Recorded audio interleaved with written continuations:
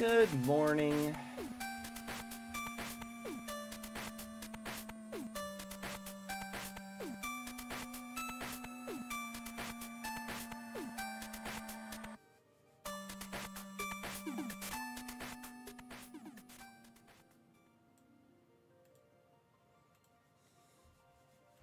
How's it going, Maddie?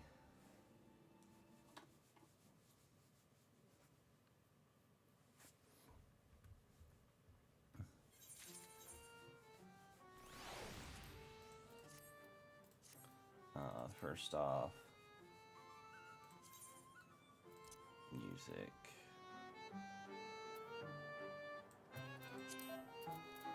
As always, let me know if the audio levels are off. I hate going back to my VODs and being like, I can't hear myself, or I can't hear the game. Always makes me sad.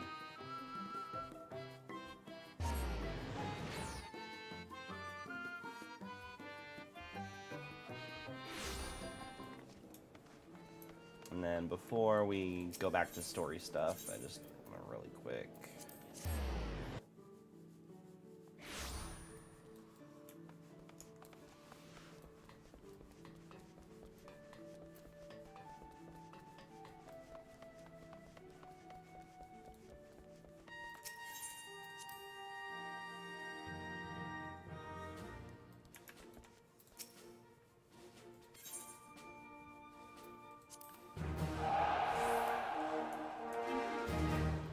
Okay.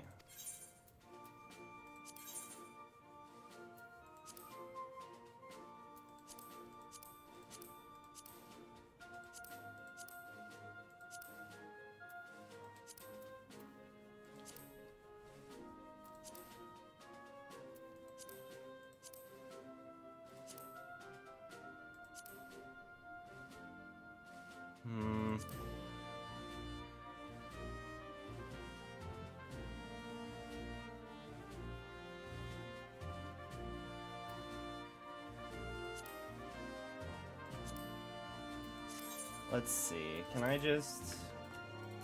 Are they at high enough level that I can give them training and it won't... Nope, it's still gonna take down their stats. Shit. Well...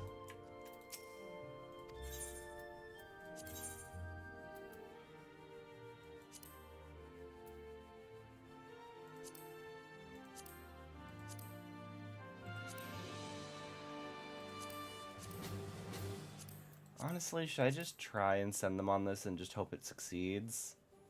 I think they get experience even if it fails.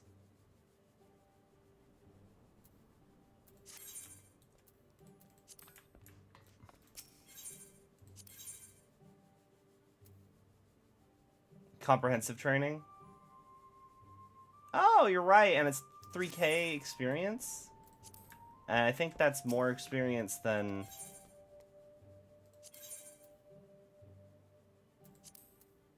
not more experience, but overall, if I'm doing it every couple hours, it's probably better.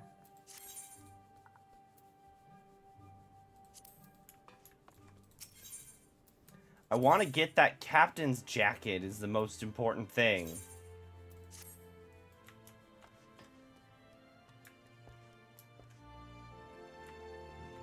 Okay.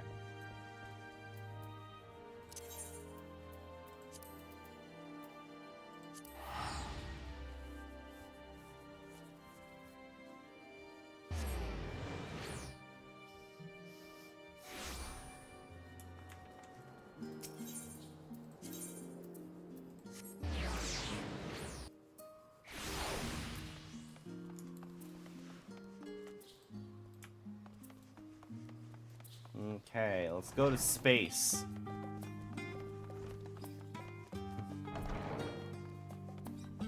If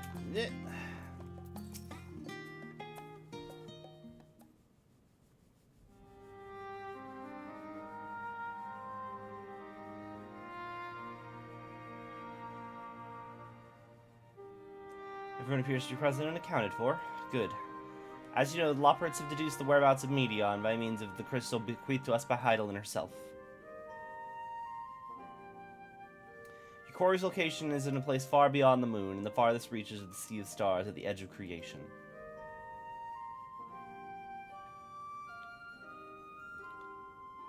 A veritable Ultima Thule.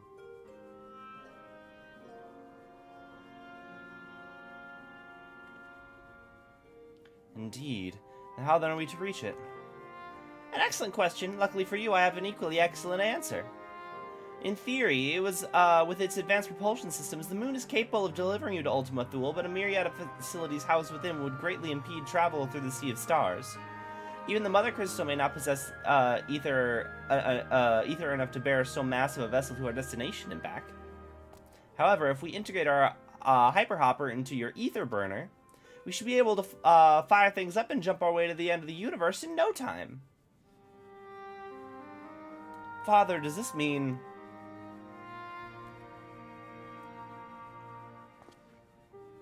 Bear in mind, this decision was not made solely by my discretion, but with the consent of the Forum. Hearing the Loporrit's proposal, the Forum was faced with a grave decision.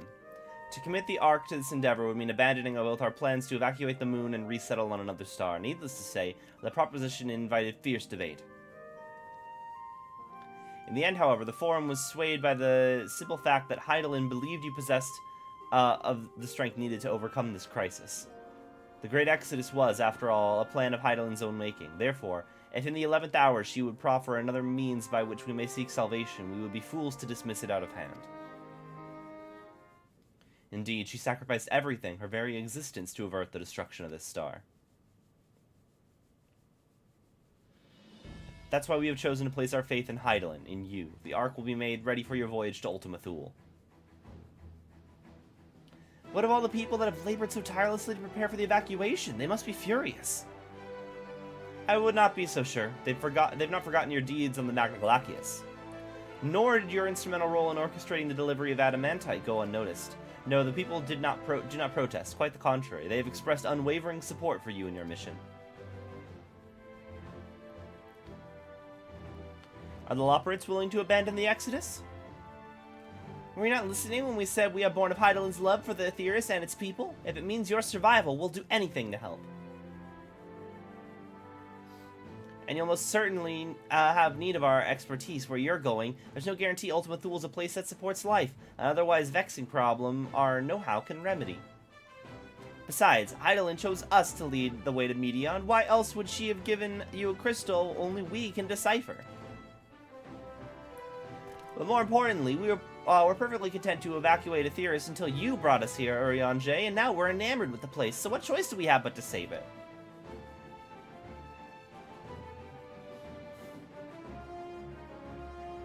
Of course, none of this is possible without you and the science, so I must ask, are you certain you wish to do this?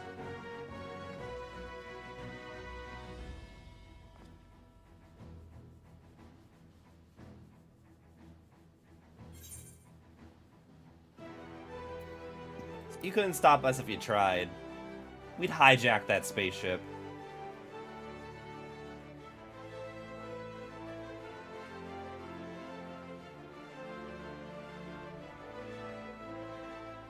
Very well, we shall inform the Forum of your decision and begin preparations to bolster the Ark with the, Hyperhopper.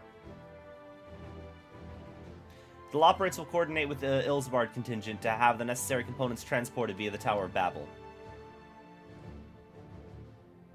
Of course, it'll take time until work is complete. No, I want to go to space now!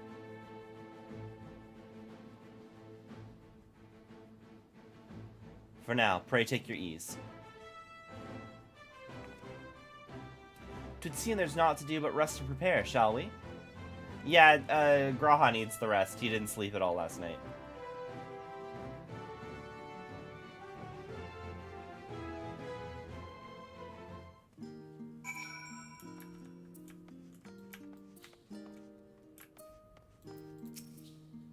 As you can imagine, not all Forum members were willing to endorse this plan. Through no fault of yours, of course. Given what's at stake, it's only natural that opinions are divided. That said, the final decision was reached with an overwhelming majority, much to my surprise. There's much to do before the Ark can be made ready for your voyage. Would that I could be afforded the time to speak with Alphino and Alice, alas, but I pray they find a moment of quiet calm before the journey to come. No need to worry about lending a hand with the Hyper Hopper. We already have more than enough help. So get ready, go and relax while you still can.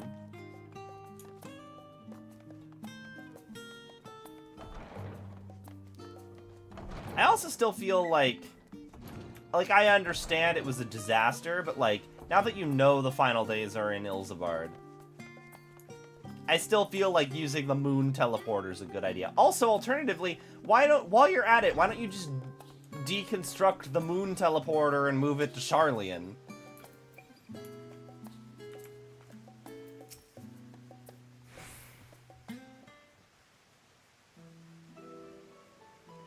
Ere we depart, we must leave nothing undone. Quite. It's difficult to conceive how one can best prepare to brave a domain where Dynamis governs all. Nevertheless, Heidelin deemed us worthy of the trials that await. For lack of any other feasible options at this stage, we'll let us trust in her judgment and face Medion as we are. Which leaves the not-so-small task of coordinating our efforts here to you and Tataru. If all goes to plan, we'll be back before you know it. I certainly hope so.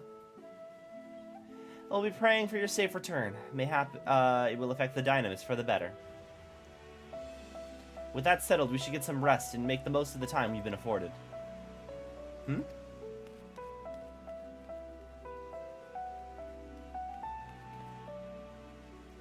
The meeting's over, is it? You were in there for so long and started to worry. What'd they have to say?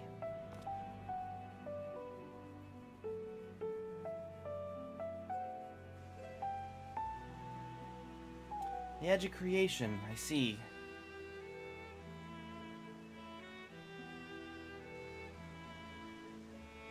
Rest assured, everything will remain in order until you return, and you will return.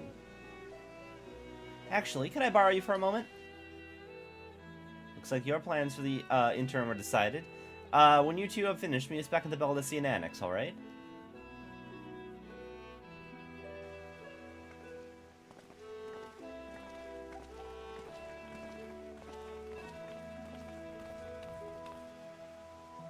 Come with me to the Agora. I have something to show you.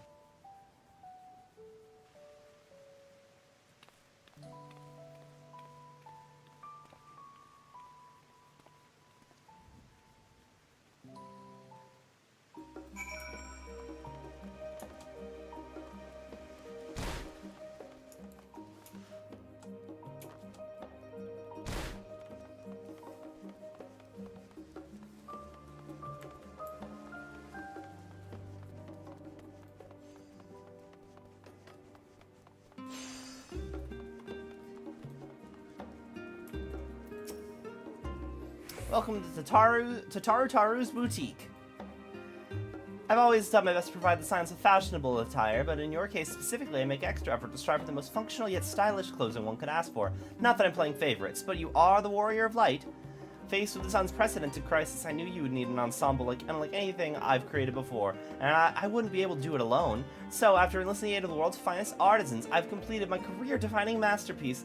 But the inspiration struck, and I saw a golden opportunity just begging to be seized. With the help of some Thavnarian refugees, I've decided to set up shop here in Charlian. Of course, I would never charge you for any of our works. Perish the thought. Vasardu, how are things coming along? Words. Everything's in order, Mr. Tataru. We'll be ready to open shortly. Which is why I brought you here, to be our very first patron. Would you mind waiting here a moment longer? Yes! Change of outfit. Following events cannot be skipped. Okay, that's fine.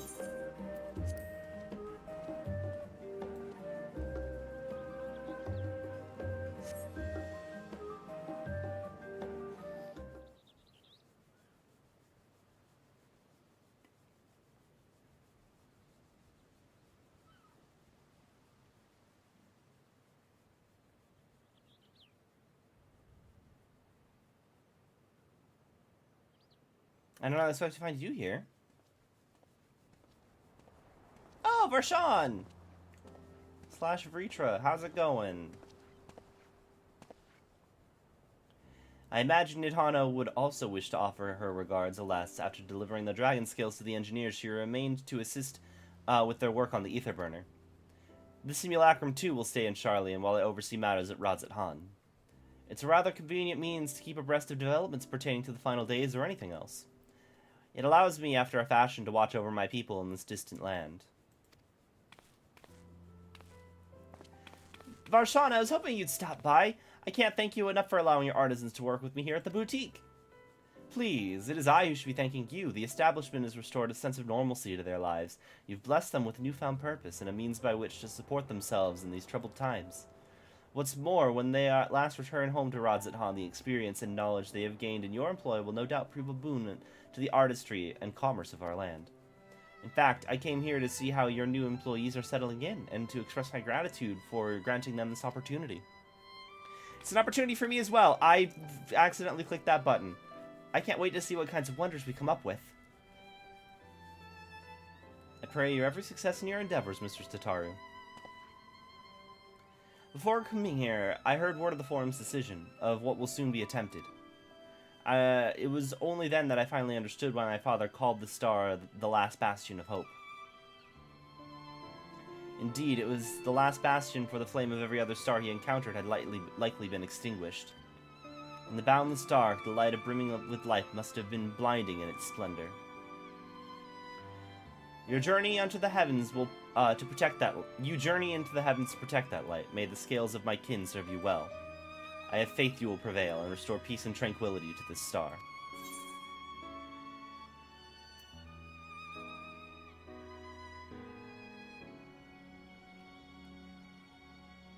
I'd like to visit Radzat Han again when this is all over. And we should be honored to receive you. There is still much of Radzat Han you have yet to see. Forgive me, but I must take my leave. Fare you well, and remember, the people of the star have not yet given up hope, and neither must you.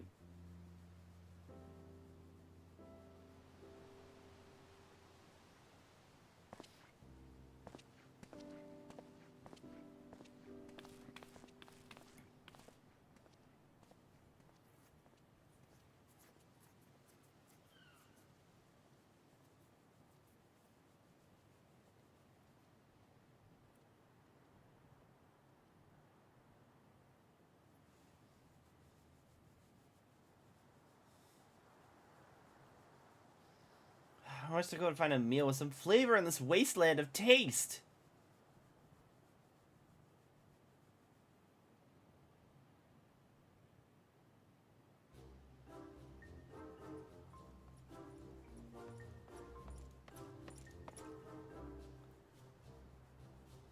Oh boy, whatever are you doing here?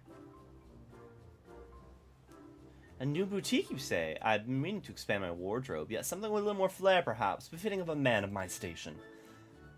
Though I have nowhere to flaunt, said Rum. I have nowhere to flaunt, said Rain-Mince, as long as my confinement continues indefinitely. The young Lord Fortom insists that, so long as there is work to be done, no matter how trivial, I must abide here in Charlian. Thus do I toil through every fiber, though every fiber of my being rails against it. Why, I've even suffered the company of that brute Sicard to see supplies transported in a timely fashion. Yet he was the one who granted leave this morning to participate in some supposed covert operation.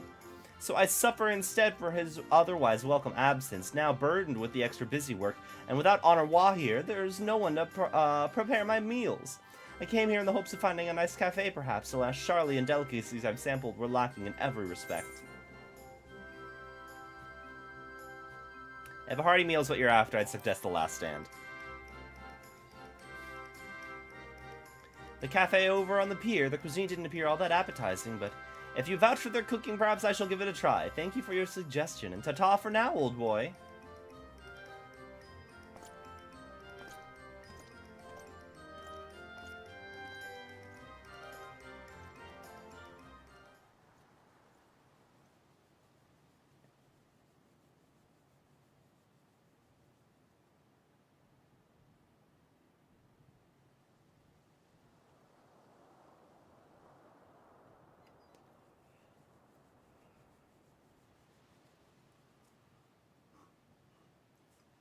Missing Tataru, I spy.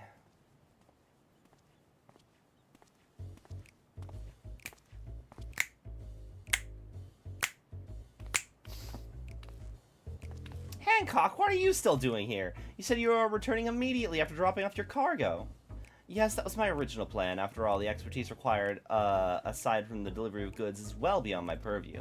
But what manner of entrepreneur would not squander the opportunity to study the market of the northern seas? Worry not, I will return straight away to Kugane once I have finished. Of course you would find a way to turn this crisis to your advantage. She wounds me, the industrious woman running a new boutique. I'm not blind to the travails of those who fight on the front lines to deliver us from ruin. Indeed, I have every confidence they will succeed, and I would make myself and my business ready for their return. If you believe them so devoutedly, why not put your money where your mouth is? Fair enough, Tataru, fair enough. There is not more I can do to help ready the Ark and our heroes for their maiden voyage, but on your return I shall host a grand celebration in your honor at the Bocario Inn. Accommodations are quite costly given the reputation of said establishment, but the East Aldenar Trading Company would be honored to foot the bill. Will there be lemon cakes? A man of tart tastes, I see. There'll be lemon cakes, much more. The finest delicacies in the world and Lord Lolorito have to offer.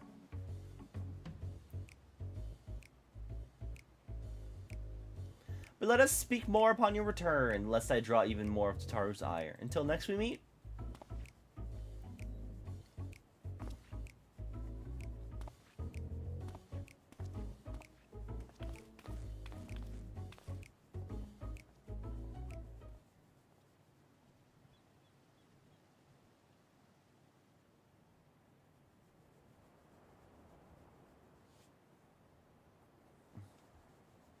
This man over here in the corner has just been exhausted. No one's here to help him.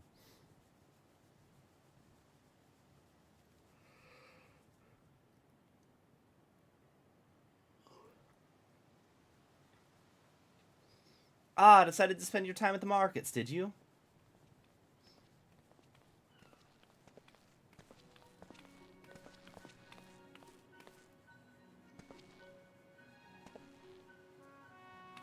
Tataru! Biggs, Wedge, I take it work on the Ark proceeds apace? Aye, it does indeed. Collaborating with the great minds of Charlie and Anrod's at Han has been a rewarding experience, and this to say nothing of what we learned from the Loporits. The Ark is unlike anything we've ever had the pleasure to work on. Even Nero was rendered speechless on more than one occasion. I can't wait to see you in it. You're never gonna guess who paid us a visit before we came to Charlie and Alpha. Yeah, I saw him in the cutscene. He's the best boy. I think he sensed the coming danger, returning to check in on us. He was always one to turn up in a time of need. I suppose that's why he decided to join us here in Charlie, and good thing, too. I don't know how he does it, but he has a knack for brightening your day just by being there. He really does. He's a wonderful boy. He needs to come with us to the edge of the universe. Fucking Dynamis is no match for me. The joy this lad sparks in my heart is going to see us through.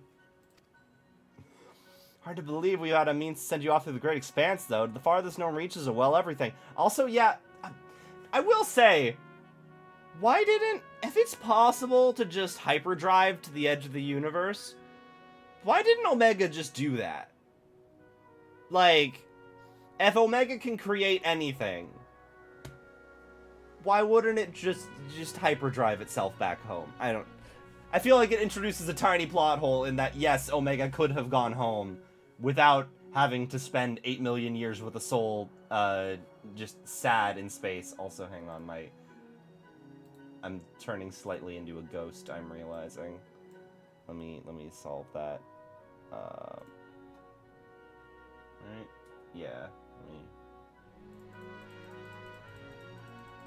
there.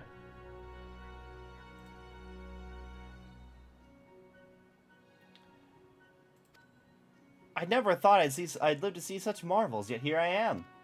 More often than not, you and the Scions are the catalyst that sparks the need for these great innovations. To think how much I'd missed out on had I not been a member of the Ironworks. An awful lot of work, to be fair, and the privilege of being worked like a cart chocobo. There is that, too. As busy as we've been, I wish there was more we could do for you. Omega can create anything, but his imagination sucks. Yeah, but like, I don't know. I feel like instead of trying to think of how can I be stronger to make the journey, he should have just started thinking, how can I be faster to make the journey? But no matter what happens, we'll have to keep believing for a brighter future. And one filled with even more adventure. Also, I suppose you'd still need the Mother Crystal to get there. When you head back, would you tell the engineers I'll be along shortly with refreshments? That's very kind of you, Jataru. They'll be glad to hear it. And on that note, Wedge and I should get going. Still a few more supplies to gather before we return.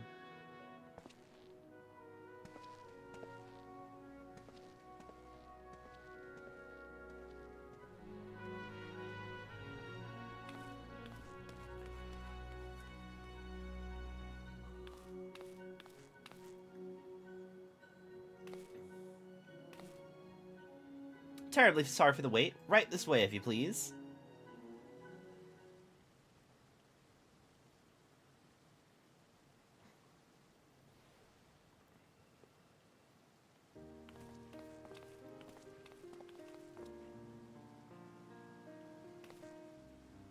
Right, I don't believe the two of you have been formally introduced. This is, Vasardu from Palaka's stand.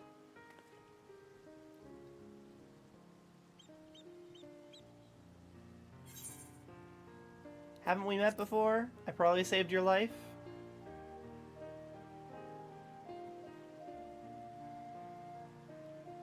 Yes. It was you who helped us at Perusa, and again when crossing the ice fields, was it not? I doubt we exchanged a little more than glances then, but it's kind of you to remember me. Thanks to Mr. Chitaru, I and many of my friends have found gainful employments in this foreign land. It's only natural to feel fear in the face of calamity. In such times, we must look to one another for strength and succor. I know not whether we will come to call this place home or return to Thavnir, but we are here today and are glad to have contributed to the cause.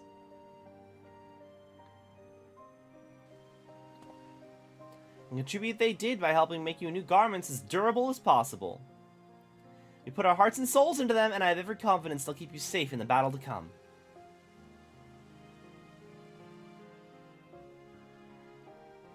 Gods, to think how far we've come since our humble beginnings at the Waking Sands.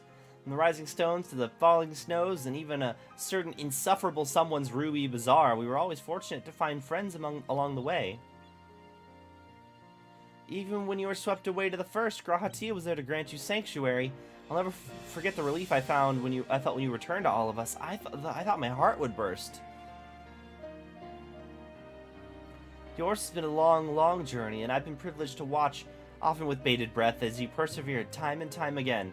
For all the joy we've shared, there's been much sorrow as well, but I've long since learned that you can't have one without the other. Which is why I promise to send you off to the Sea of Stars with a smile. And you can be certain that I'll be the first to welcome you back on your return.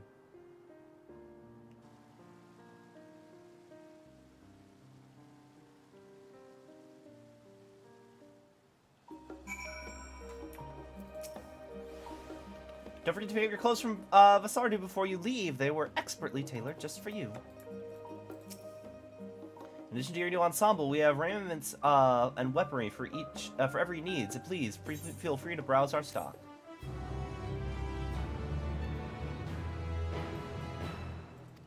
Weapons and gear obtained can be equipped at level 89. However, all items and stats will be subject to item level sync. Upon reaching 90, the corresponding jump, these items will no longer be synced. Wait. Item stats will be...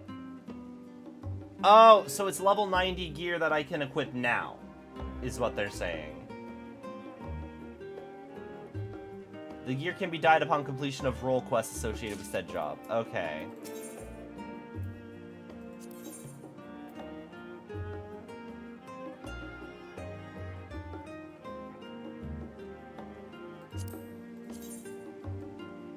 Ah, that looks classy. I like it.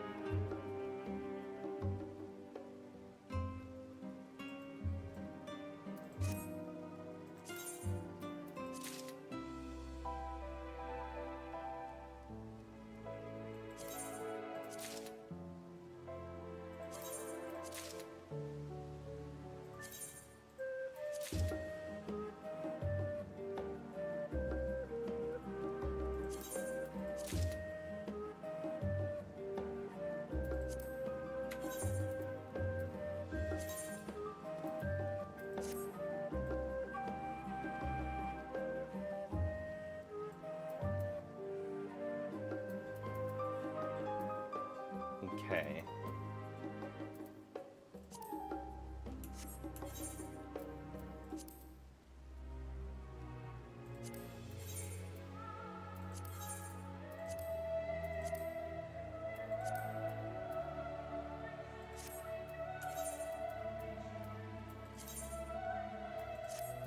Not climber.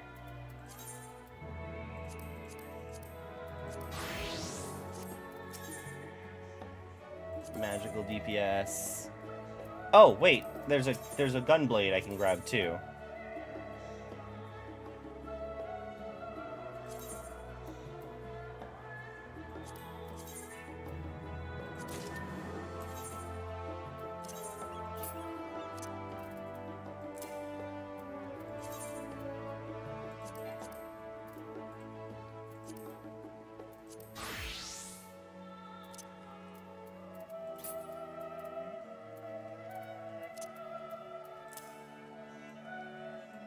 Okay, yeah, that gunblade is also really classy. I like it. All right, this looks good. I don't even need to. I don't even need to like dye it.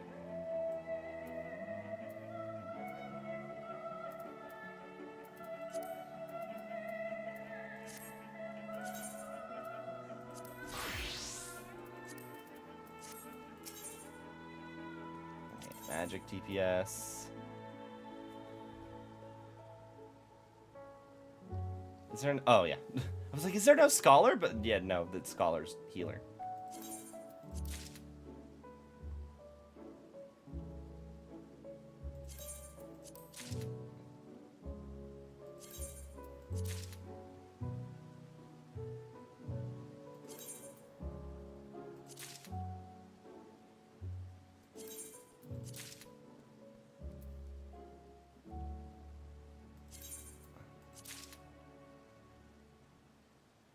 Okay.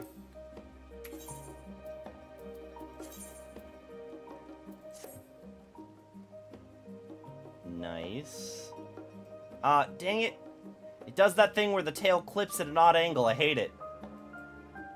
Sorry, Tataru. I'm wearing your old outfit still.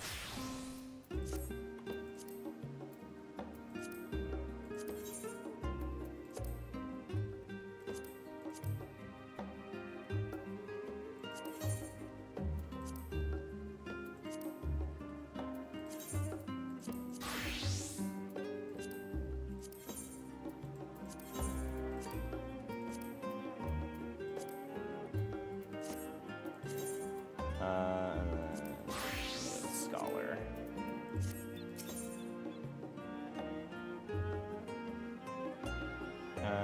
Healer.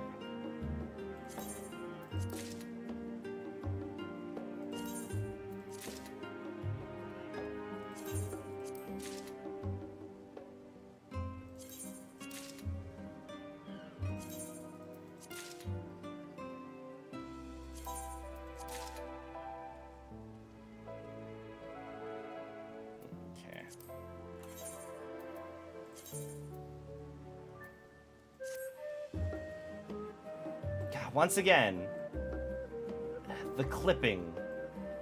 I hate it.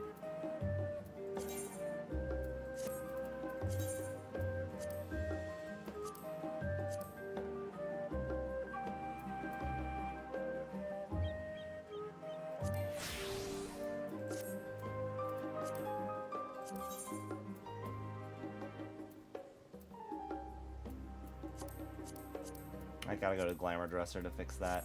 Okay.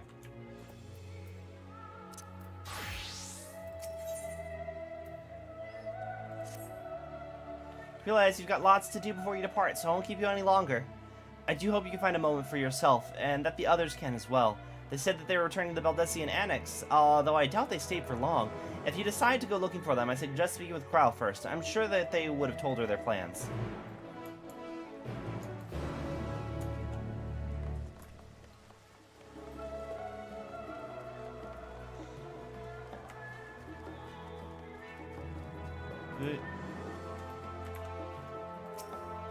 The box is locked tight. Okay. I'm assuming I have to do the quest with that mysterious maiden to unlock it.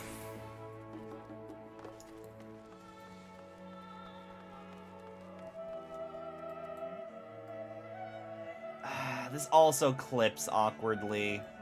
But I think overall it looks too nice. It looks nice enough that I don't notice it. The boy! Oh, it's Wind Up Alpha. You know what? Yeah, I'm gonna take him on our adventure.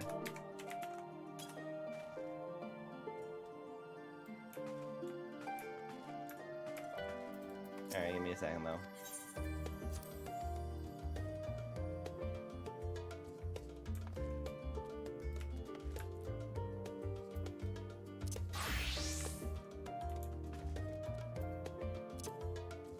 What?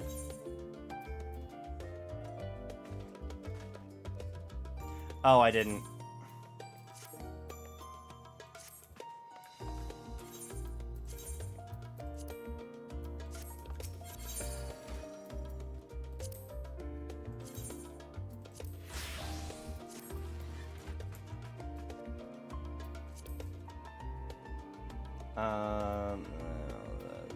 The portraits.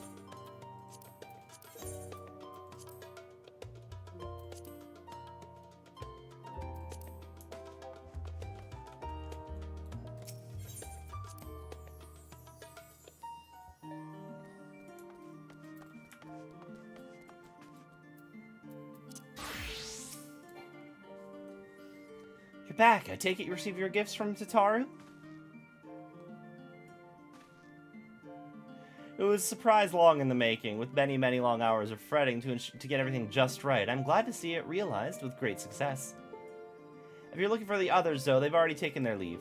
Yashola, Thancred, and Urianger have gone to the last stand for a bite to eat. Elise and Graha, meanwhile, thought their time would be better spent poring over books at Numenon. As for Alphino and Astidian, well, they've elected to pay a visit to the Leviura estate, though Astidian seemed somewhat reluctant to go. I'm sure they would all be glad for your company if you mind to seek them out. Should you be feeling peckish, I suggest heading to the last stand before Yashola and the others finish eating, but above all else, it would be foolish to run headlong into a battle of fatigued mess, so do remember to get a good night's sleep.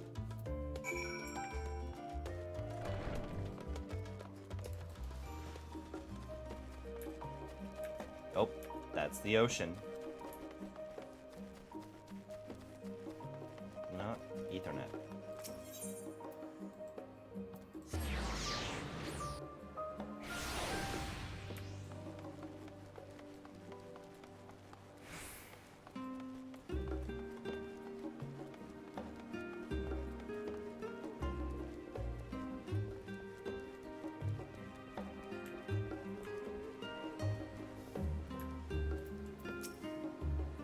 Try as she might, Tataru had no chance of standing between you and a hearty meal. Don't worry, we saved some for you. Hast thou perchance had an opportunity to partake in the rainbow pudding? Owing to its striking flavor and somewhat garish appearance, 'tis quite popular, indeed, so popular that the last stand stock hath been entirely exhausted. I should hope, at the very least, Pudding Way did sup upon this most delectable of desserts. Come to make our trio quartet, have you? Please, have a seat, and we'll see about getting you a drink.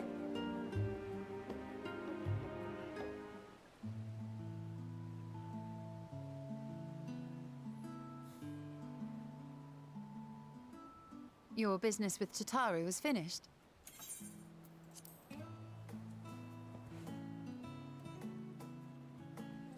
My, what a thoughtful surprise. Whatever would we do without her? Indeed. And she's right, you know. It hasn't been all doom and gloom. Feels like a lifetime ago that Master Louis Soir gathered us together to form the Circle of Knowing. Since then, we have experienced much. But rather than feeling wiser, the more I learn, the more I find my knowledge lacking. Forsooth. As a student, vainly did I believe that I held the secrets of creation in my grasp. Yet that which I had seized was but an insignificant sliver of what awaited in the wider world. Every encounter, every experience hath served to open mine eyes, enlightening and humbling me in equal measure. Even from those whom I called enemies have I learned many a valuable lesson.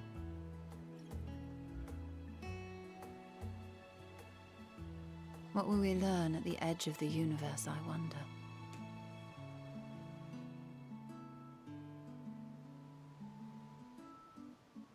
Ultima Thule, where the bringer of the end makes her nest. I, for one, can't possibly imagine.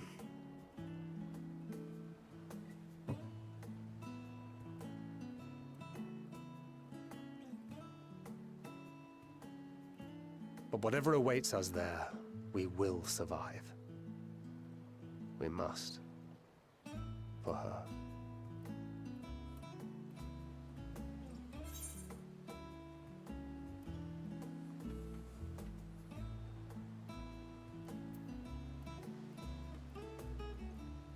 You've nothing left to prove, not to reign nor Monfilia.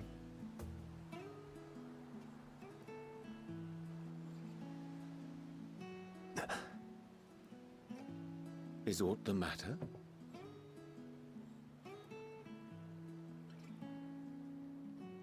No, it's nothing.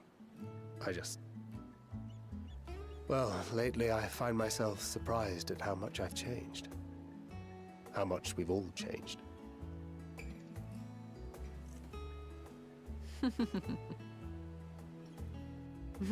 We've come far together, and if we have aught to say about it, we'll go further still. Aye, we will avert this calamity and return home. In preparation for which, we must give thought to what we hope to achieve after the proverbial dust has settled. What with the primals and Ascians all but dealt with, I suppose we'll need to look for new hobbies. In all seriousness, though, in uniting to overcome a common foe, the disparate peoples of the world have found a way forward together. It's a truly gratifying sight to see. Indeed. Though it was many years in the making, we have successfully set in motion the gears of fundamental change. With this, we have fulfilled our humble role as a symbol of hope. And I dare say it is time to bow out. After all, there is no shortage of hands to bear the torch in our stead.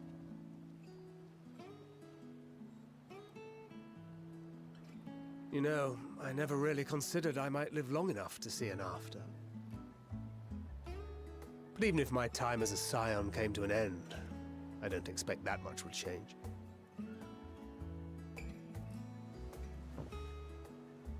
Traveling the world, going wherever the wind blows, lending a hand to those in need.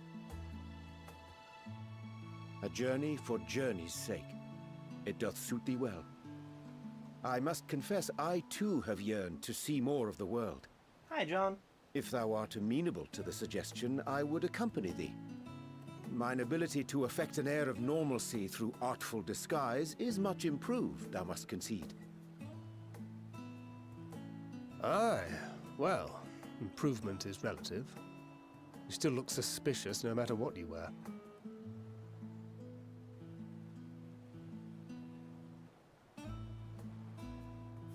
What of you, Ishtola?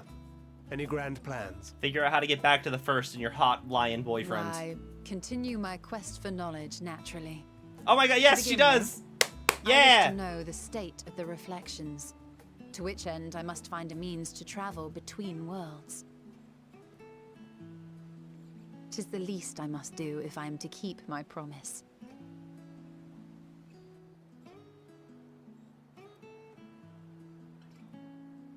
Should my pursuits prove unduly arduous, I won't hesitate to call on you. And in return, I will take you to see Reen one day. I'm sure you cannot wait to see the fine young woman she has become.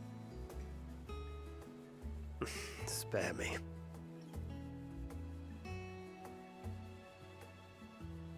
And what of thee?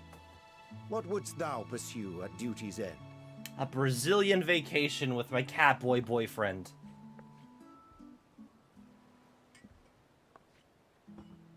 Here's yours. My apologies for the wait. Please don't drug me.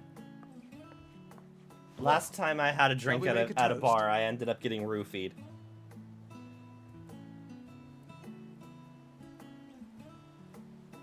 To victory. to our comrades. To the future of the star.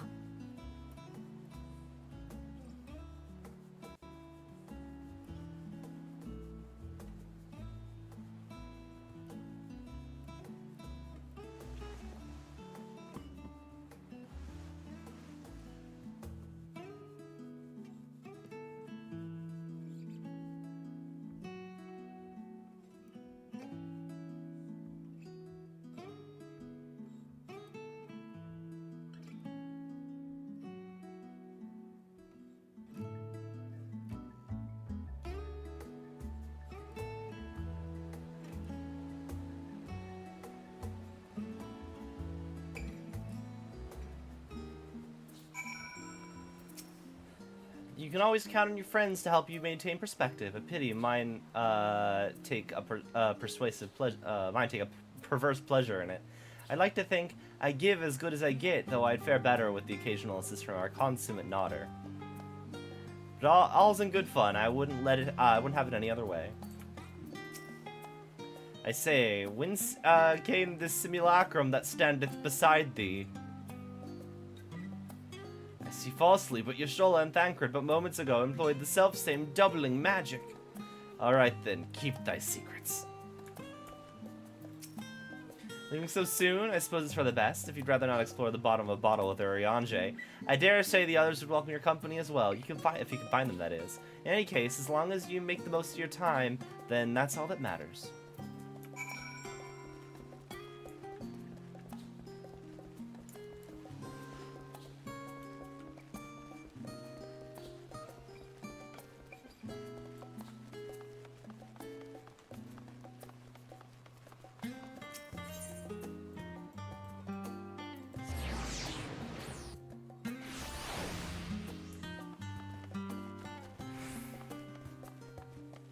Oh my god, Estinian, you're wearing something other than your blood-soaked armor.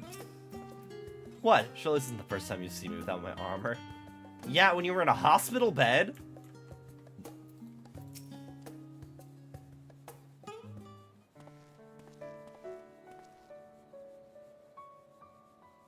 Oh. What brings you here?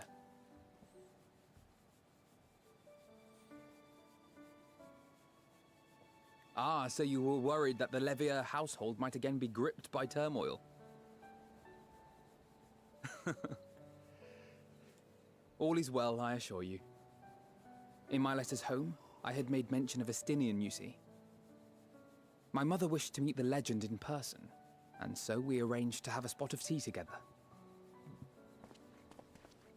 Where were you in my hour of need?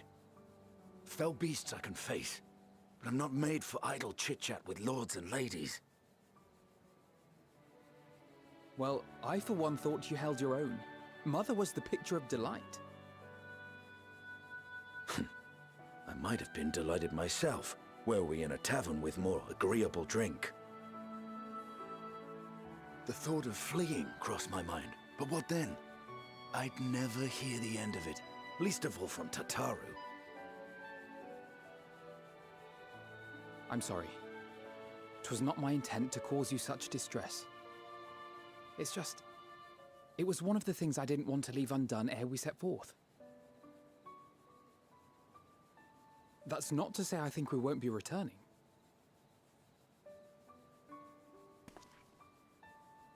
Yet, given what lies ahead, I did not wish to leave for later that which I could do today. After all, tomorrow is never promised. It's fine. Not like I had better things to do. Besides, seeing you with your mother brought back fond memories of my own. Be we rich or poor, family is family.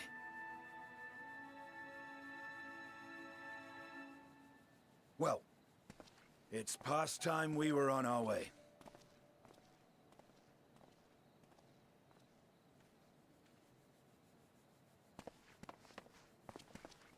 Wait!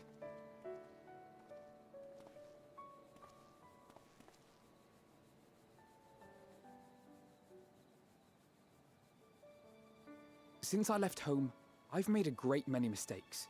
Mistakes for which I can never make amends. But through it all, you didn't give up on me. To have returned here with you at my side, it means more to me than you know.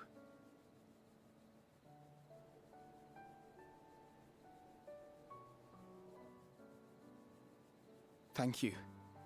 From the bottom of my heart.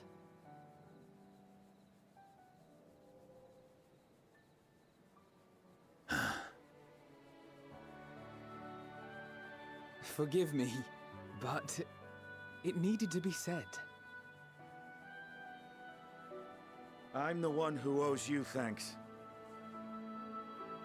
Were it not for you, I would not be alive today, nor come to terms with Nidhogg's spirit. I am ever grateful.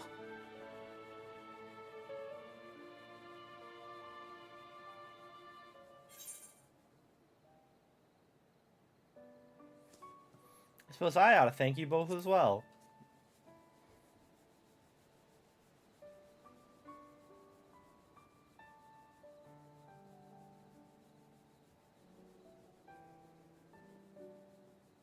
Well, we needn't make it a competition. You know, this must be what Hydaelyn meant when she spoke about depending on one another. However treacherous the road before us, together we will prevail.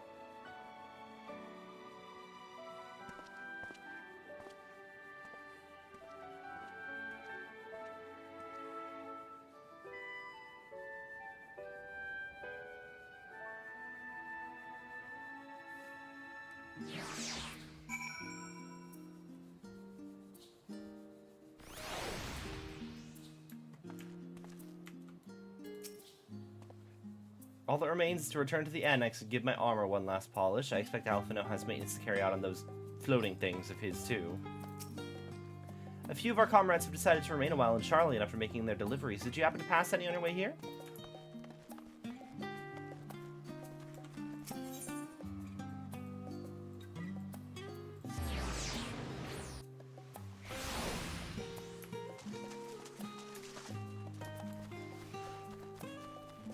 Pudding way! Ah, I've come to this studium in order to study the ways of pudding. Alas, my creations don't jiggle as they should just yet, but I persevere! Good for you, Pudding Way. Good for you. I'm proud of you.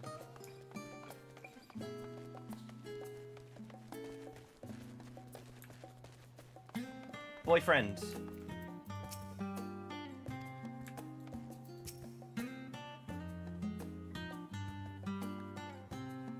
You try speaking with Eorzea, but she is fast asleep.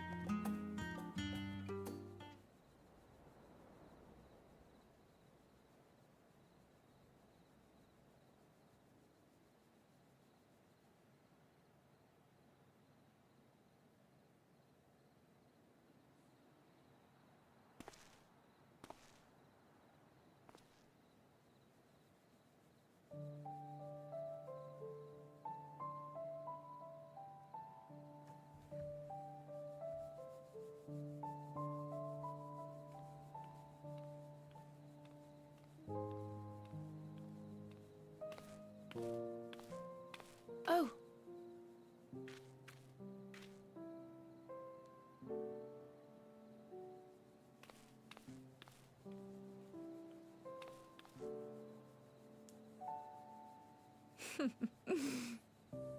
Knowing them, they're probably dreaming about the celestial adventures to come. Just as well. They've been running themselves ragged of late. Unlike you and the others, I'm a few steps removed from the danger and excitement. The things you all get up to never fail to impress me. But by the same token, I can't help but worry. Not only for your safety, but for your happiness. After everything you've sacrificed, you earned it 1,000 times over.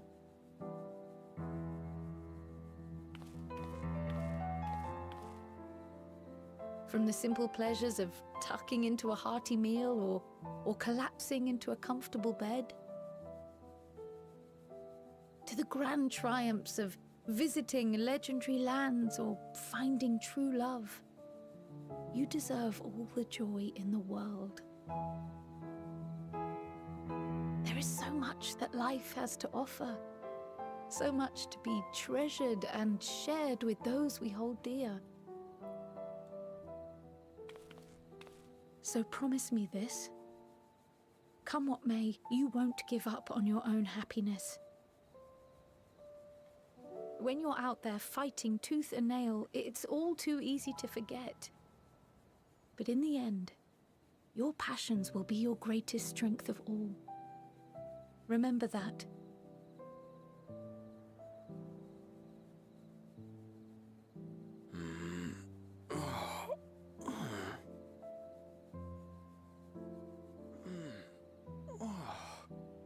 This feels familiar.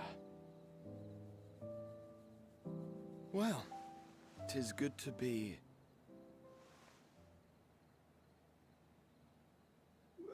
wait. What am I... Gods, don't tell me I fell asleep.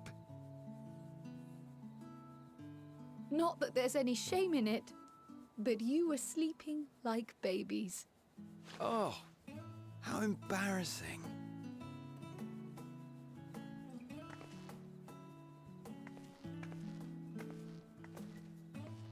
Not a word to anyone.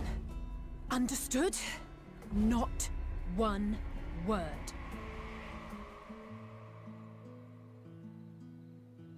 I'm told that sleeping in proper beds of your own choosing is a much more effective way to prepare for battle.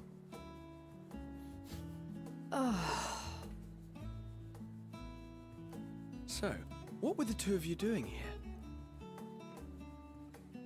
I had a few books to return to the library.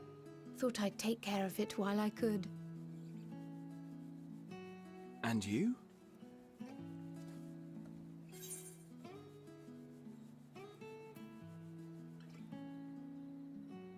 It's a secret.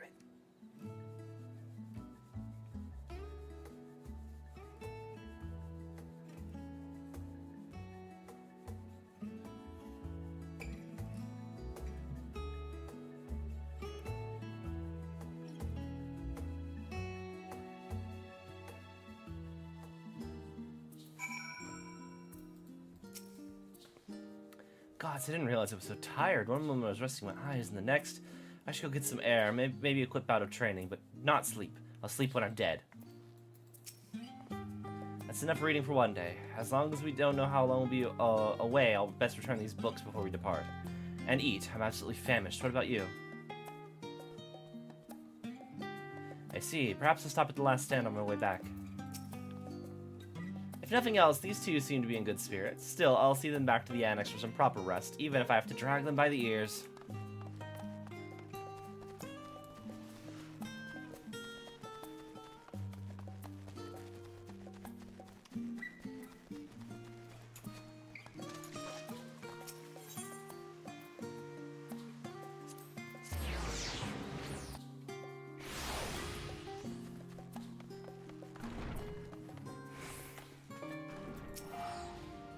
Welcome back. Return to catch a few final winks before embarking on your mission, I presume. You'll be happy to know that your chambers have been cleaned, fresh liners and linens laid out. I pray that you enjoy the sweetest of dreams on this final night before the big day.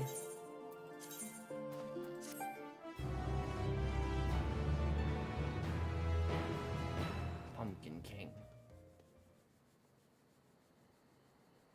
That night at the Royal Menagerie in Alamigo.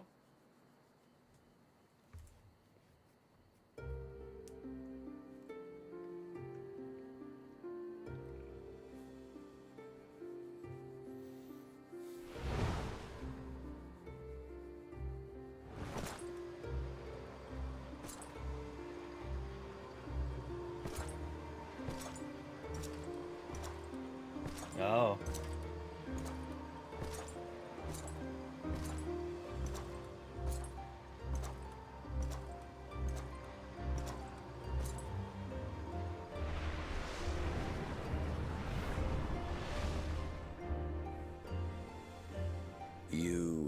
never get what you want. Not even the battle you pine for so dearly.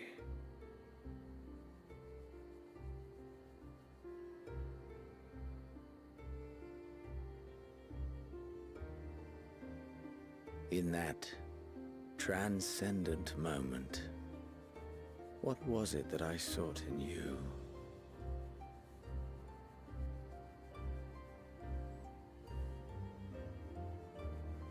And what was it that you sought in me?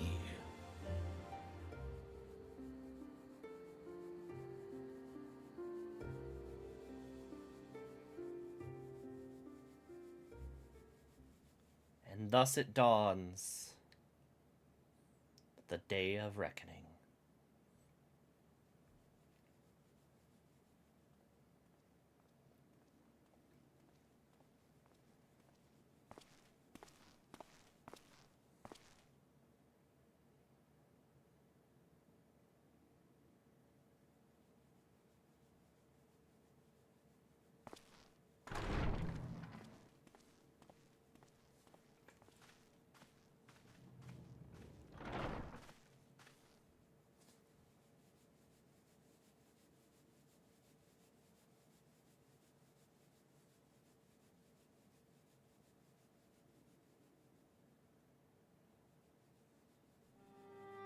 How often have we thus assembled? To combine our knowledge and seek solutions to the problems before us. Back at the Waking Sands, it was all we could do to address the most minor of troubles. Who could have realized what we'd find when we began to look to the sources of the realm's woes? At the Rising Stones, we made great strides and shared many moments. From the joyous to the sorrowful.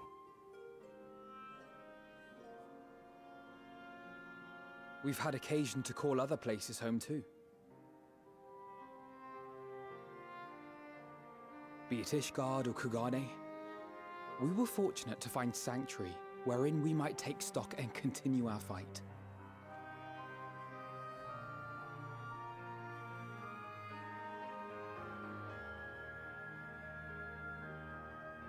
I was honored to host this company in the Crystarium, to stand with you all as we confronted the truth of the star itself.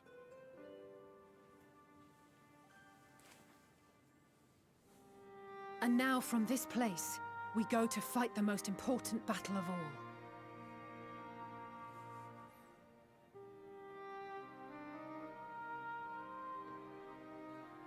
Estinian's here too. The Forum has sent word. The Ark is ready.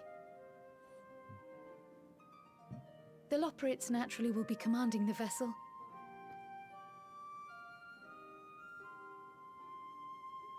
They will see the 8 of you to Ultima Thule.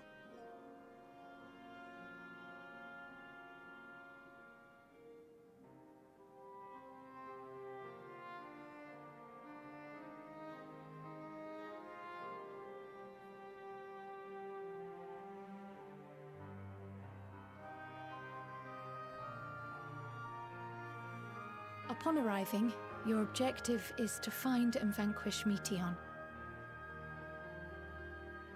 As a final formality, the Forum bade me ascertain your resolve. So, are you certain you wish to do this?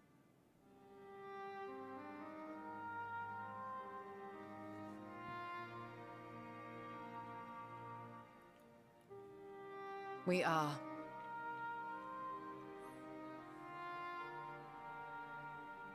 Then, ere you report to Thalmasane, I leave you with these words.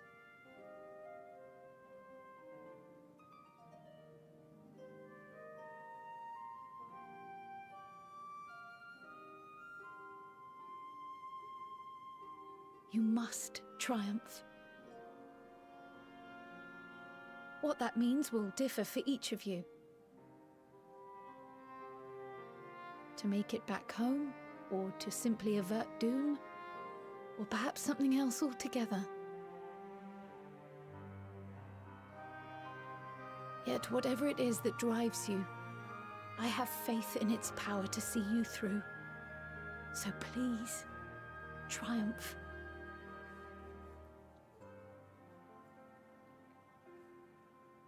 Triumph, as we who remain behind believe you will.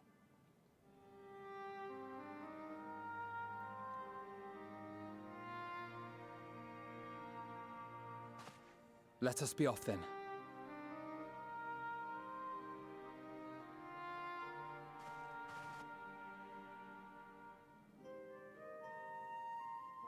Wait!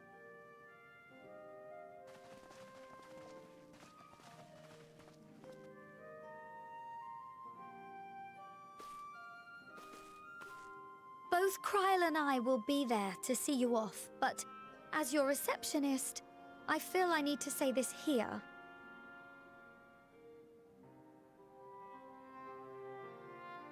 Safe journey, all of you, and be safe.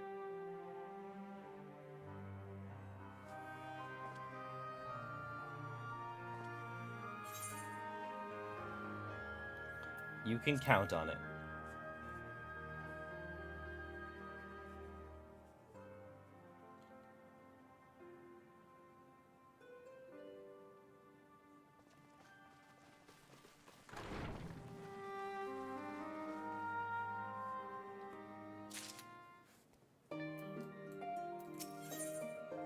Unto the heavens. So this is where we part ways, for now at least. Would that I had sage words of wisdom to share ere you depart. Mayhap the teachings of Galuf Baldessian will suffice? Surrender not to anger or hatred, he said. Look beyond them, and there find true strength. One sees in the beyond is open to interpretation, I think. But for me, it would be to cherish the things most in life, things I believe are worth fighting for. Something to consider as you venture under the sea of stars.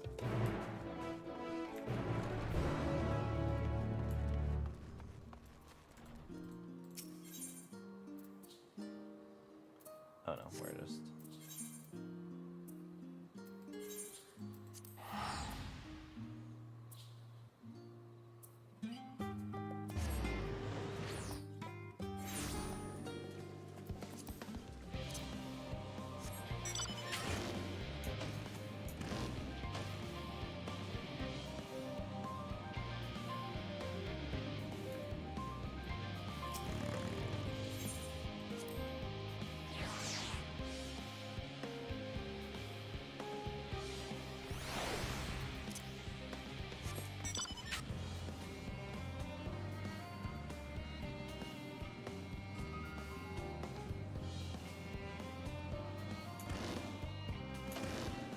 this is the Final Fantasy. I'm heading into the last zone.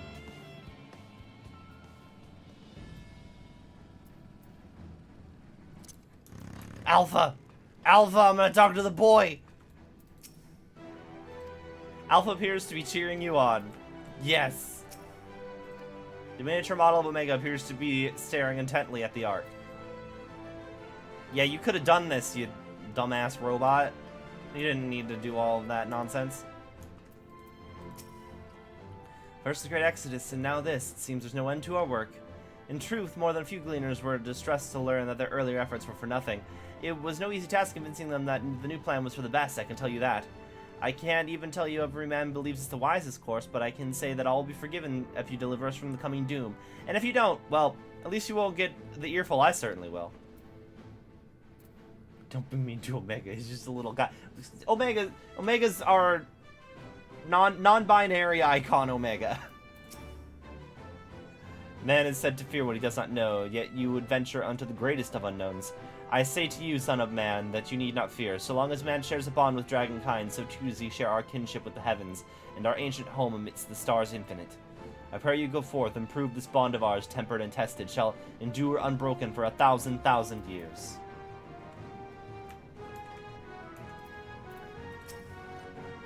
It's troubling enough that that brute Sicard left without warning, leaving me to carry all those cumbersome containers, but that he failed to be present to send you off is absurd. What could possibly be more deserving of his attention at a time like this? It's no easy thing to say leave the star to us, but we must, and we will. It's a proud member of the Scions that we have a duty to uphold. And we needn't do so alone. Those dark days where we were driven from the rising stones and hunted as traitors are a thing of the past. We have allies in abundance now. Which is to say, you needn't worry about us. Go forth in the knowledge that the Scions will labor without rest in your absence. Though our fellow Scions couldn't be here, they wanted me to tell you that no matter what calamity may befall us, they will never give up, and neither should you. No matter how far you may go, we will be with you in spirit. No matter how dark it may seem, your light will shine and endure.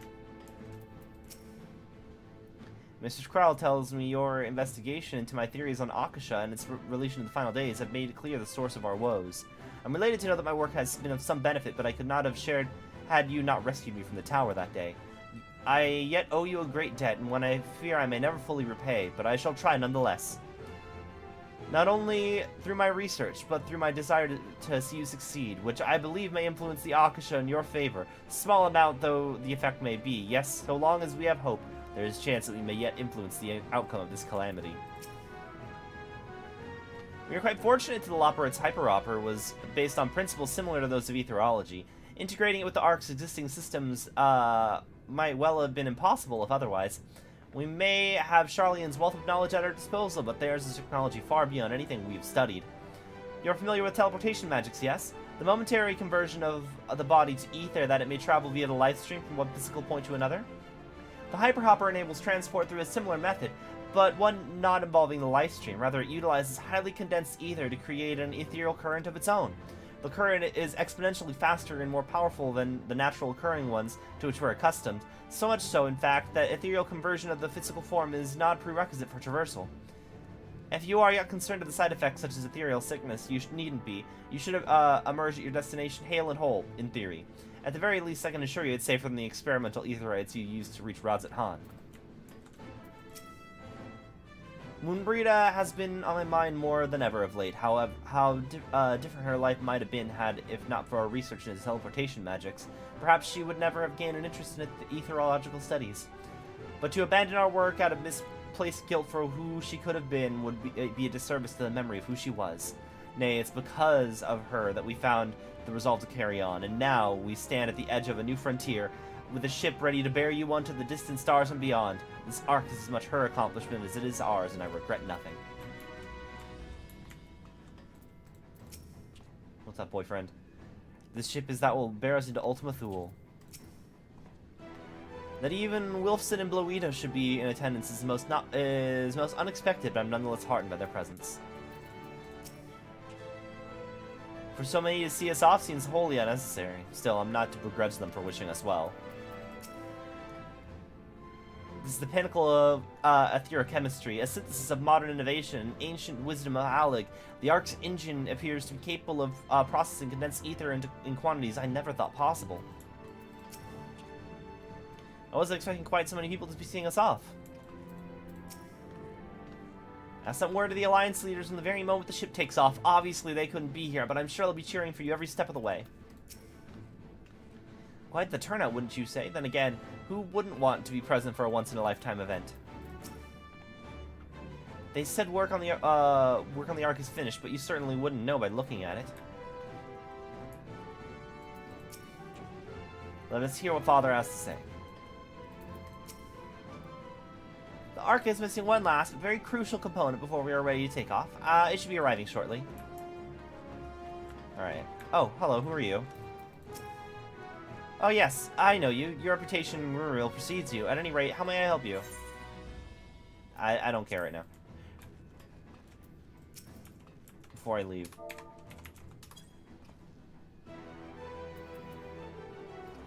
Okay, let's go.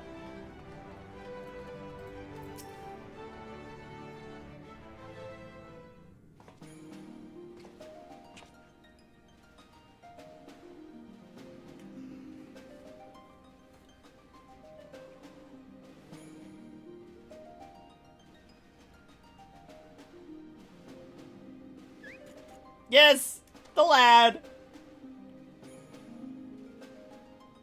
Would he be here if you did not do the Omega raids? All present and accounted for.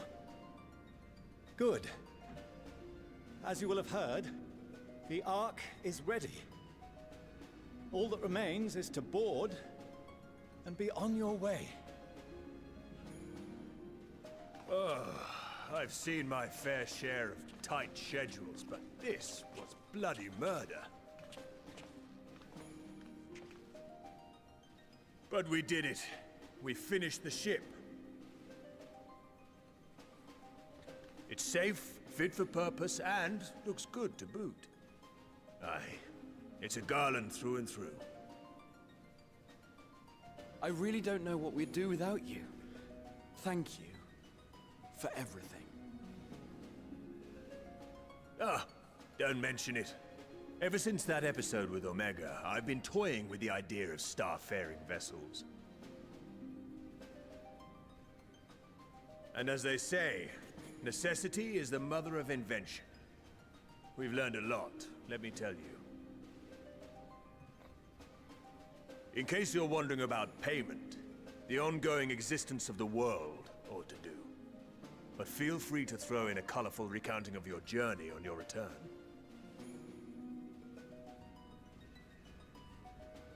So, have you thought of a name? A name? Wasn't everyone just calling it Father's teeny tiny toy boat? Well, seeing as its purpose has changed, I thought a more eloquent name was in order. I suggested as much to Fortuno, who seemed quite amenable to the idea.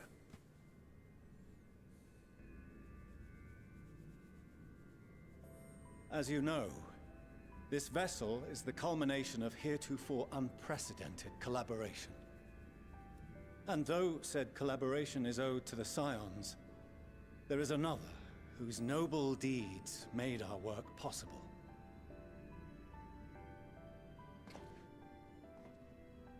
From a fragment of Dalamud, we obtained not only advanced materials such as refined adamantite, but the knowledge to traverse the stars. And this fragment would not have found its way to us had the Archon Louisoix not fought to protect this world. And in so doing, laid down his life. Now that the vessel stands complete, I cannot help but wonder if it was more than mere happenstance. If it was my father's intention to guide us here. In the hopes that his guidance will see you all safely home, I name the vessel after that self-same fragment of Dalamud he delivered unto us.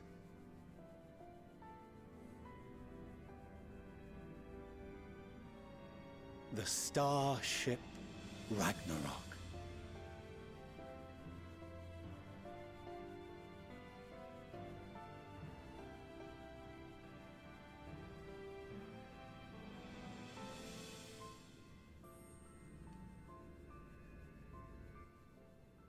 Sorry for the wait. I got everyone you asked for, and not a one less.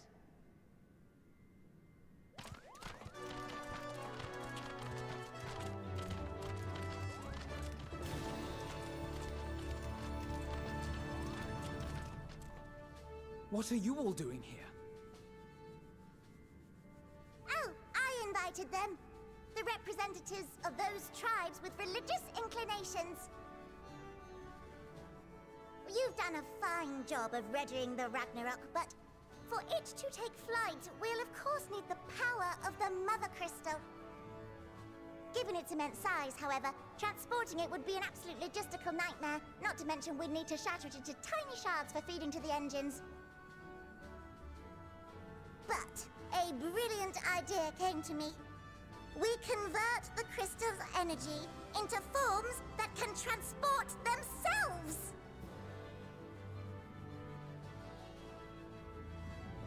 We summon a primal with it? Thou wouldst employ summoning, or should I say its precursor, creation magics. Care to explain for our benefit? As you may have witnessed at Bestway's Burrow, the Loperites are capable of creation magics, which they use to shape the moon's environment. Yet simple though they make it seem, 'tis a highly advanced and exacting art. To perform it correctly requireth that the wielder holdeth the object in his mind's eye in clearest detail. Hence the ancients' meticulous management of concepts. Drawing upon this art, the Ascians conceived of summoning as we know it. A derivative that replaceth the complexity of concepts with the simplicity of zealotry to make manifest a creation.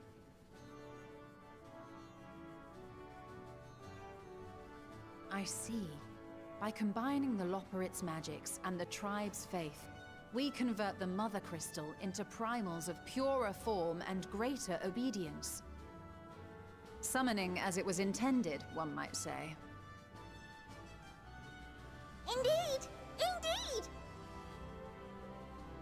While Hydaelyn gave us the ability to use creation magics, she forbade us from using it to make anything possessed of a soul, or similar. She didn't say anything about fulfilling the desires of others, though.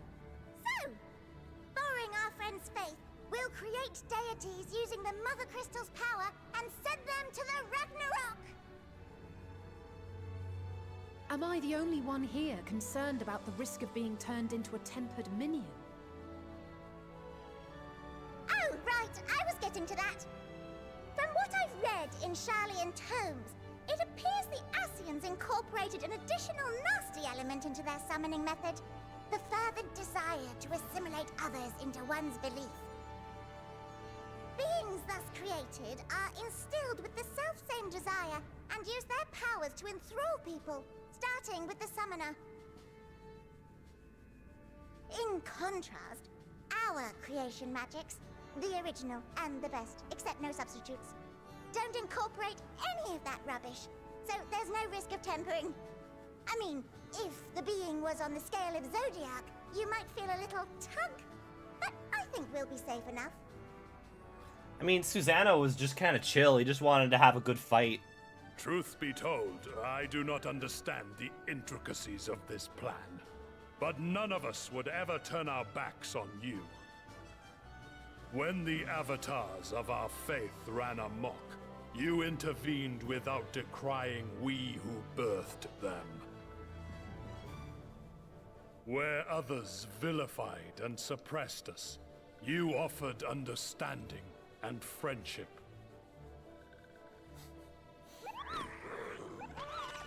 The seas part for we alone. In gratitude, we will share with you the true expressions of our gods. Not malevolent deities, but benevolent saviors. Alright, you lot, we're heading to the ethereal sea. Stay in sight, else you're liable to get lost. Lead the way.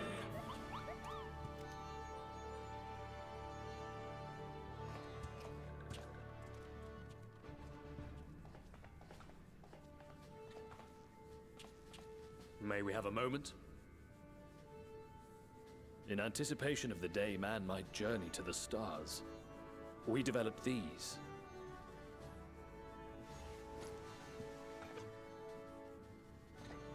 Pokédexes. Portable teleportation devices. One for each of you, designed to work in tandem. Press the button on one, and in a matter of moments, all 8 will activate and send their owners back to the Ragnarok. There is no telling what hazards you may encounter.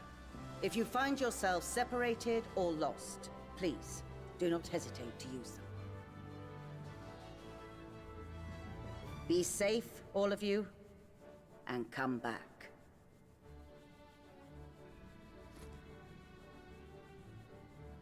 You as well. I pray you take care.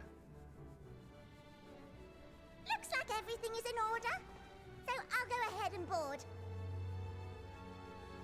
A few of my fellows will remain to assist with the summonings, but rest assured, the vessel won't want for competent crewing.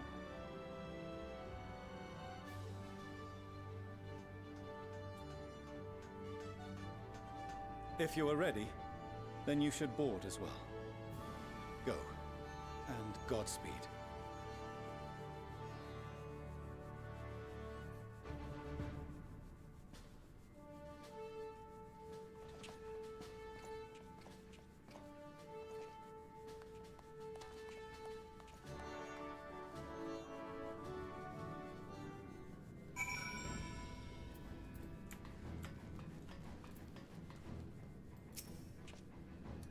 You come this way, I'll direct you to the bridge. Upon boarding the Ragnarok, several cutscenes will play in sequence. I got like 20 minutes, we're good, probably.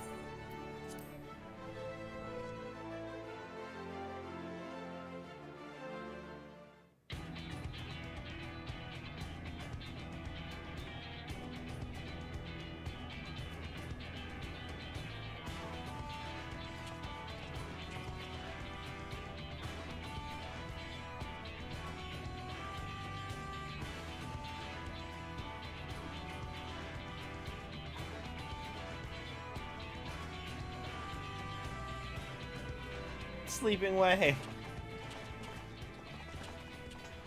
Welcome to the bridge, everyone! I hope you have everything, because I can't be bothered turning back.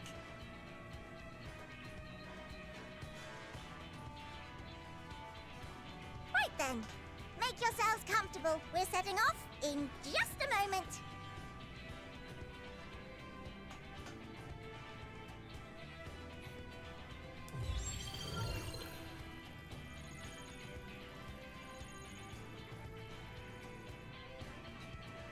It's incredible.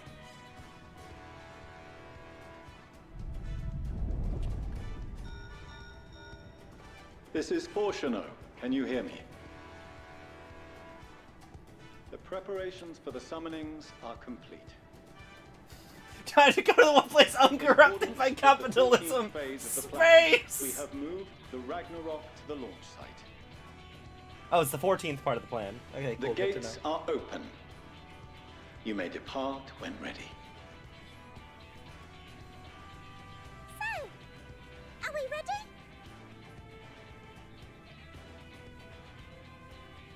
As ready as we'll ever be. Let's get going. Oh, come on. The burnt-out star's got more fire in its belly. Try it again, with feeling.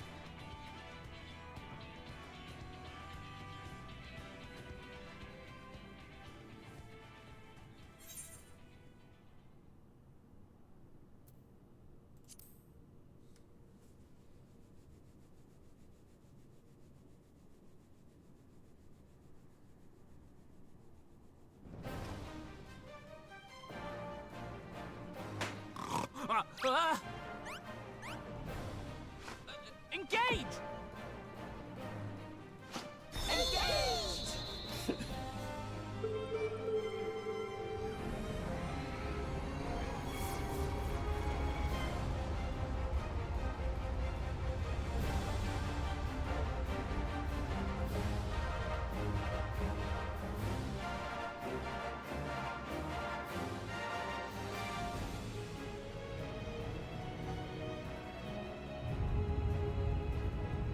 Oh, space cannon. God, fantasy is great, isn't it?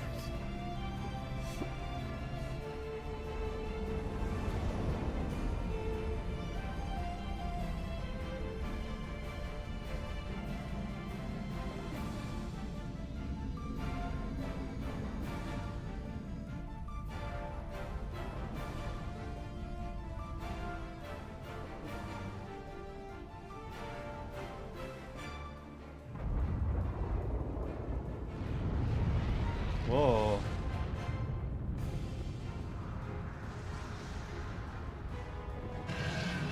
Yeah, I know.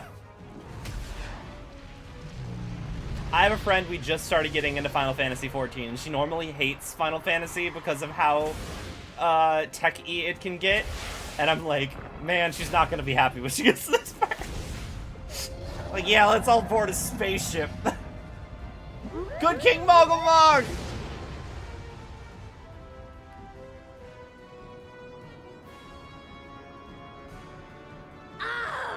That I must carry landwalkers into the sky.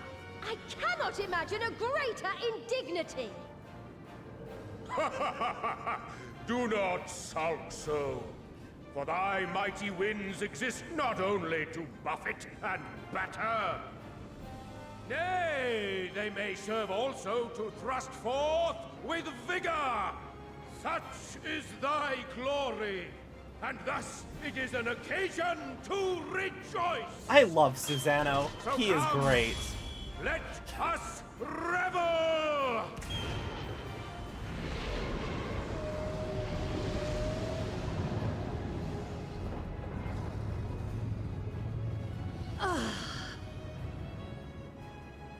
So long as the wind blows freely, I suppose all is as it should be in creation.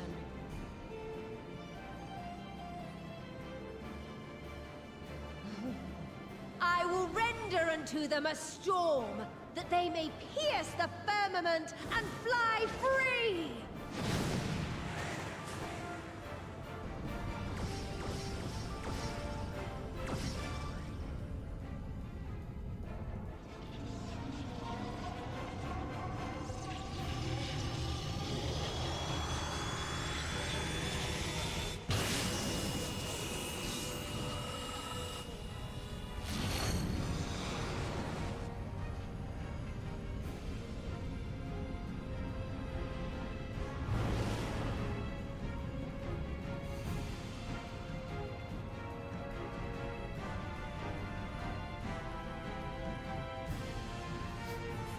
Huzzah! We have rocket fuel! This is awesome!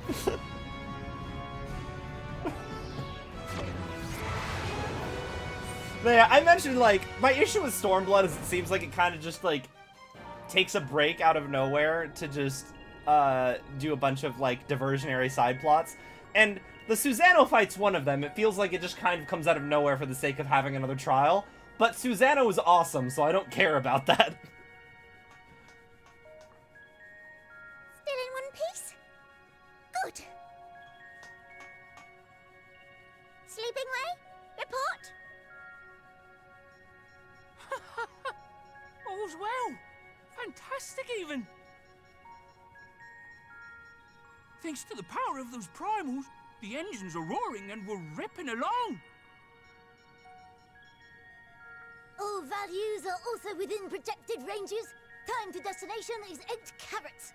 Perhaps 7 at a pinch. Yoshi P not wanting to give us concrete time frames on anything. Alright, let's go over some points of caution.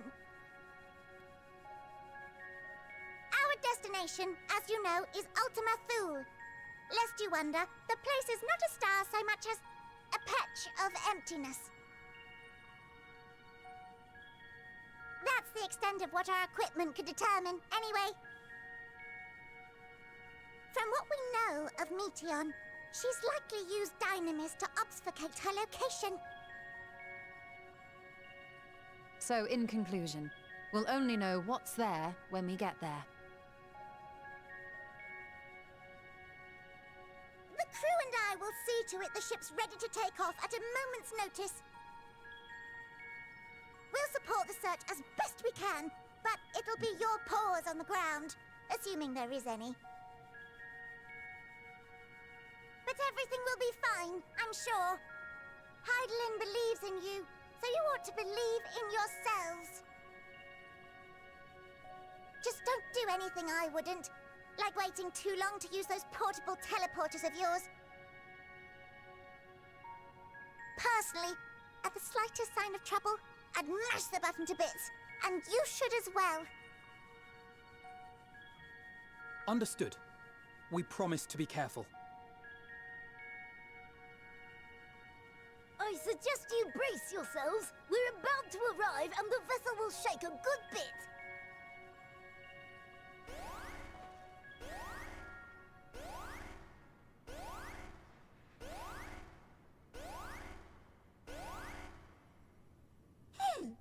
What is this?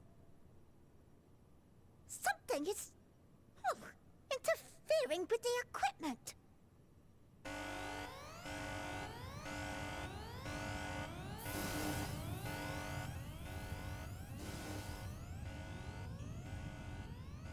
Greetings.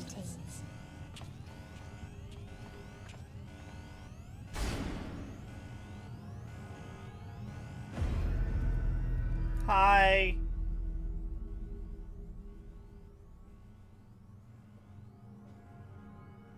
Greetings. Can you hear me?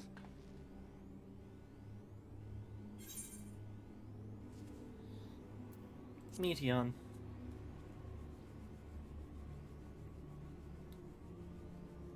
So this is Meteon. Oh. Have you met one of my sisters? I don't remember meeting you myself. But I do know that you're from Eorzea. Why have you come? All you had to do was wait. I would have delivered to you your ends.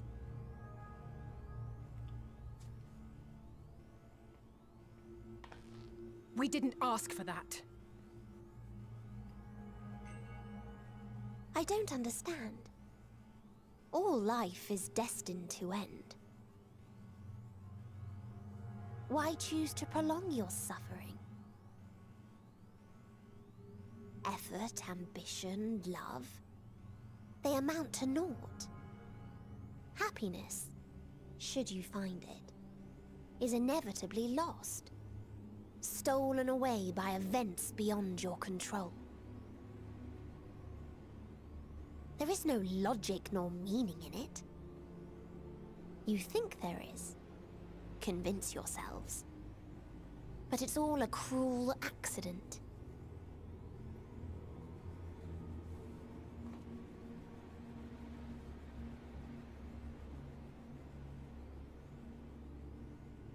Come now.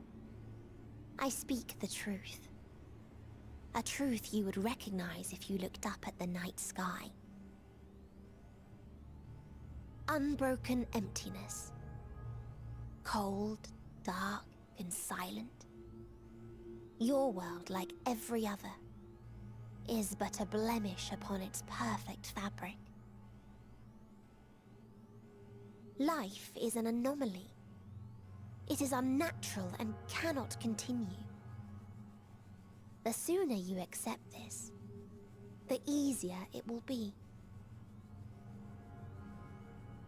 Just to be clear, we're not here to argue with you. We know that life is fleeting, and that in the short time we have it, we're not assured happiness.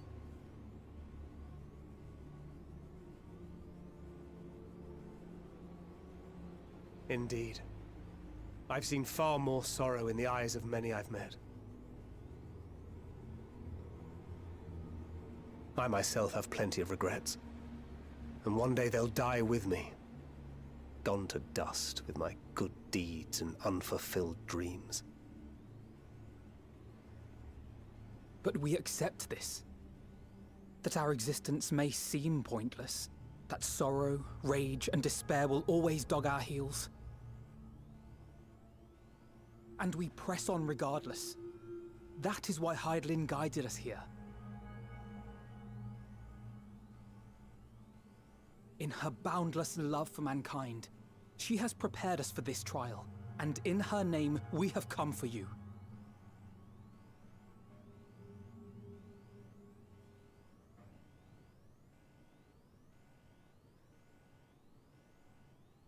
Yes, I sense it.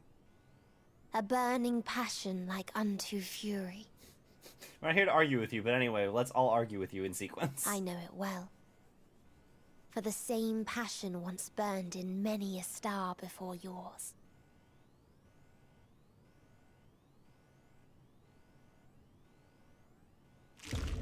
Suffocated and extinguished now.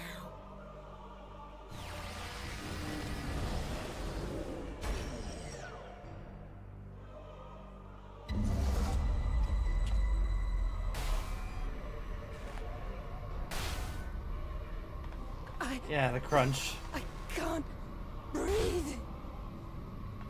You approach the bounds of my ultimatum, where emotions dictate reality, where resignation and acceptance unite to embrace the end, where those who yet valiantly cling to life cannot thrive.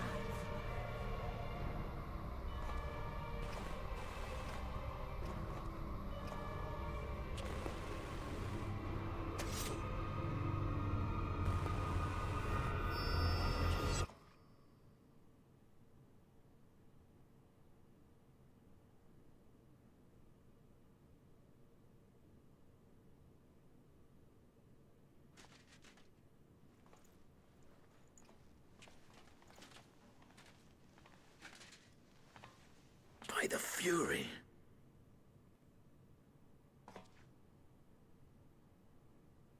Thancred?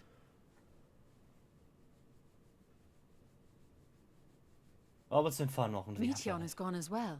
Mayhap he awakened first and gave chase. Everyone? It appears we are at our destination.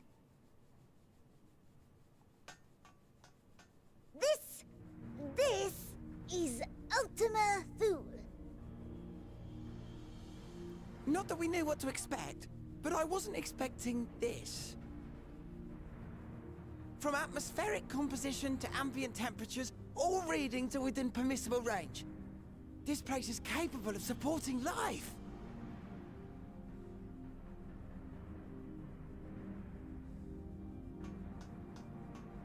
If that's the case, then Thancred may well have gone on ahead. Let's go and have a look. Yeah, Thancred's probably fine. Meanwhile, Nothing bad's I want happened the to rest him. of you to perform a full inspection of the ship, as well as a biological scan.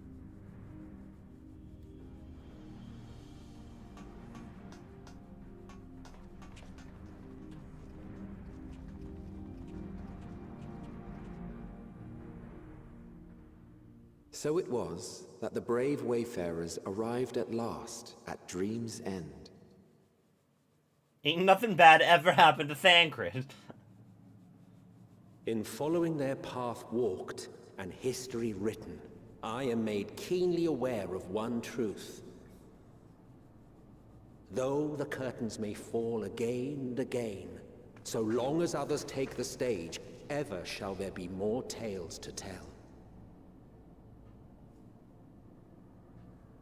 So, let them bring it to a close, I say. Let the curtains fall upon this, the final chapter in the tale of the star.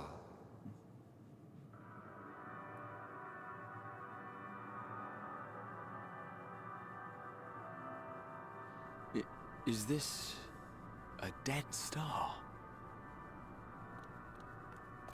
As I live and breathe, I live and breathe. Well, the environment itself shouldn't kill us. Well then, let us search for Thancred while exploring the area. The ship we leave in your care.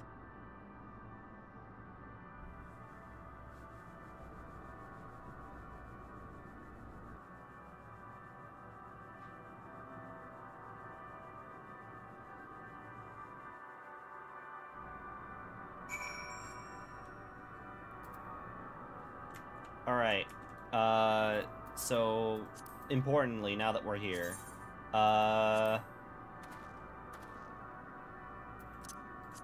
man, it's a good thing Alpha decided to come with us. I won't know what I would do if we did not have this good boy on our adventure. He's here, traveling through space. Is there an aetheryte here? There are aetherites. Let's try and go and attune to that aetherite first. Because I need to stop. I gotta go to work.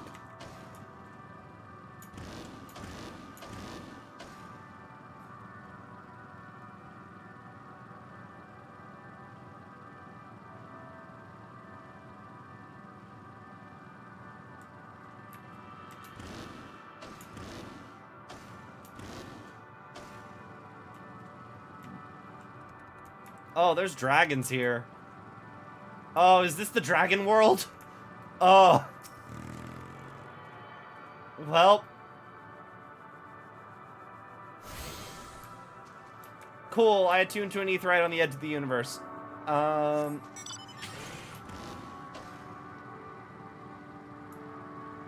Clearly this is the end of the world from Kingdom Hearts, where all the destroyed worlds all smushed together.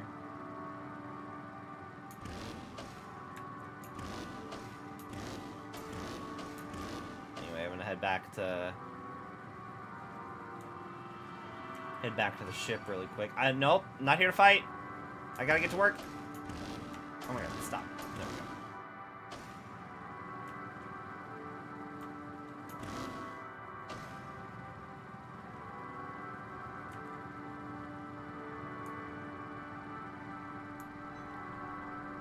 Oh! Hello, provisions node. Interesting. Okay. Anyway, wrapping things up here. I didn't mean to hit the raid message button, but that is in fact the raid message. Let's see if anybody is live.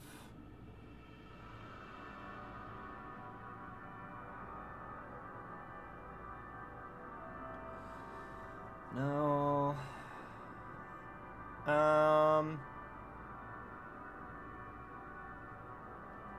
Let's try and find somebody new.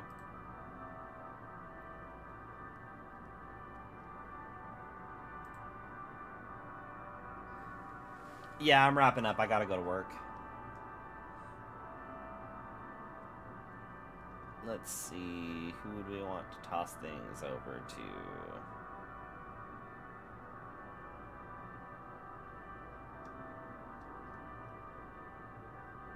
No.